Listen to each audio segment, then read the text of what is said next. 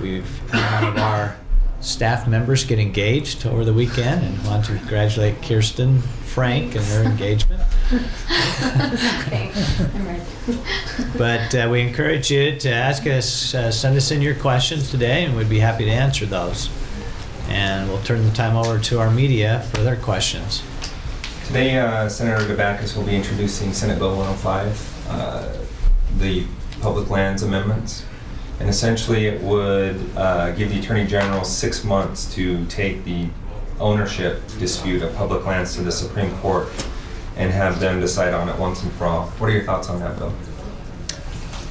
Well, I haven't read the bill yet, just been made aware of it on a superficial level. I'm not sure why we want to limit it 6 months. Senator Okerlund, are you aware of the situation? I'm not. I haven't read the bill at all. I suppose it'll be on Natural Resources Committee, and they'll have a good discussion about that. And there'll be a good discussion about the timeliness, all the other things that need to come together there. But we'll see what the reason is to try to limit that time span. If the governor or if Senator Dabakis makes that presentation to committee. Of course, we'd like to expedite that situation. I just don't know if that's reasonable or not. What about the premise of it, though? Do you think it's a good idea to have the Supreme Court decide that once and for all on the ownership issue and then take some of the issues to the table from there? I think that it was a House Bill 148 a couple of years ago, I think contemplated that this might end up in the Supreme Court. So that's been already on, that's been a consideration that has been on our minds for a couple of years now. And we feel like that's a real possibility and probably is the place where this is going to be, that question is going to be answered. There are a number of other states that are in the process of trying to decide if they're going to move forward with similar attempt to get the public lands back to in control of the states. And so there has been some coordination between a lot of the western states that have a lot of these public lands issues as to how to move forward with it. I suspect that discussion will also be a big part of maybe a discussion as to how quickly we may be ready to move forward on it. Any other questions from the media? I think the one thing on that, if I might yes. chime, that's, I believe, any lawsuit is the Attorney General's lawsuit to make that happen. So that's the reason, my understanding, that's the reason Senator Dabakis is bringing this forward. It's just, let's get it done and let's move on. And of course, we'd like to see that happen as quick as possible also. You have one, We great. have one. I want to know what your thoughts are on passing a bill to end the practice of daylight savings time in Utah. Okay. Well, I know the issue pretty well. We have had some discussions over the summer. There's a question of whether we should go to standard time all year round, like in Arizona. And then there's the hybrid idea that is going to actually put us on daylight savings time all year round. People in my district are probably more in favor of daylight savings time all year round, so they have more nighttime light rather than morning light. Personally, I like morning light better than evening light. And I think that frames the discussion that we'll have on that. I think Senator Osmond has a bill on that. And does anybody know what it does? I think it goes to daylight savings time year round, right? Yeah, I think his goes to daylight savings time, and there's a House bill that would do the opposite.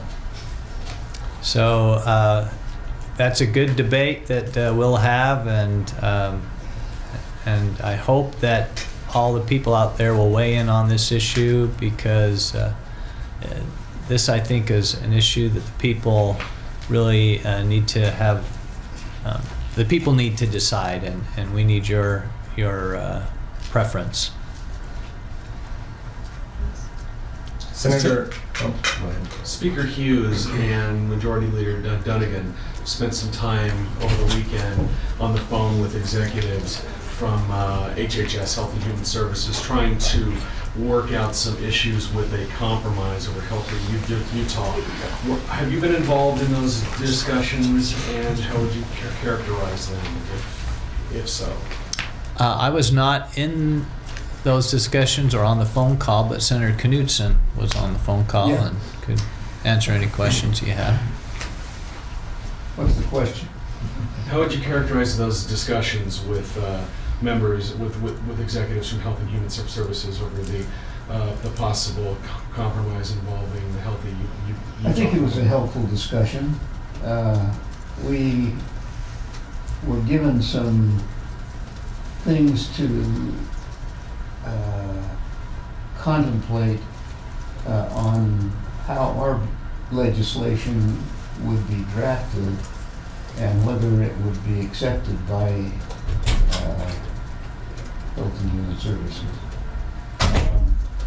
Basically, the way that we have constructed our request needs to be modified, and they gave some information that would be helpful to us as we draft a new request with some modifications.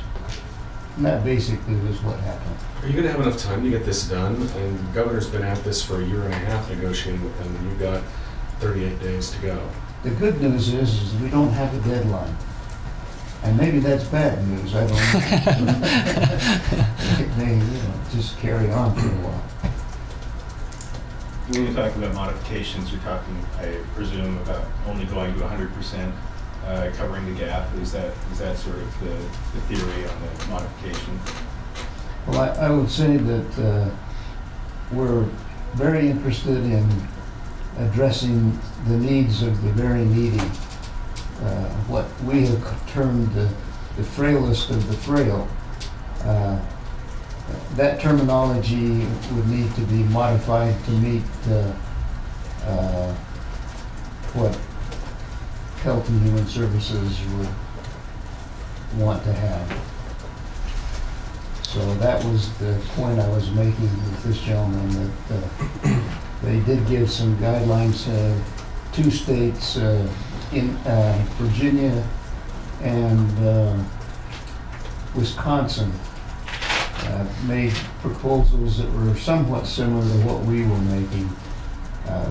Their proposals have been adopted by Health and Human Services, and so the guidelines would basically be look at what Indiana proposed and look at what Wisconsin proposed. The way theirs was crafted seemed to be appealing to the folks in Washington.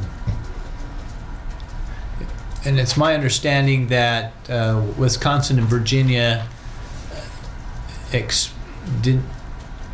I hesitate to use the word expand because that has the connotation of the ACA allowed the expansion of Medicaid. Their expansion of Medicaid was under a waiver and not the ACA. And so I understand that staff was looking in to see exactly what was done in Virginia and in Wisconsin. And we'll see if that's something that we'd want to do. But those states, if I remember right, I remember what Wisconsin did. They didn't go to the full expansion. I think they're on the list as having not expanded. And we know Virginia is also in that boat. And I think they only got a 70-30 match, didn't they? Yes. Anything we do in current Medicaid or the Medicaid before the ACA would be a 70-30 in Utah.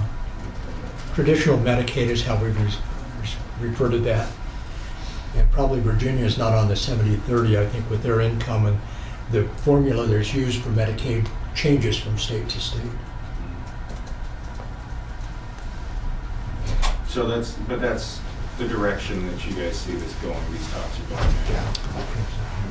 going. Well, we would like to explore all avenues of this issue so that we can feel comfortable in making the decision. I'd like us to personally, I'd like to see us cover the gap somehow, and we were in favor of the bill that passed the Senate last year that covered the gap. So if there was a way we could get there, that would be at least my personal preference, and I know others in the Senate feel the same way. And but that's the debate we're having.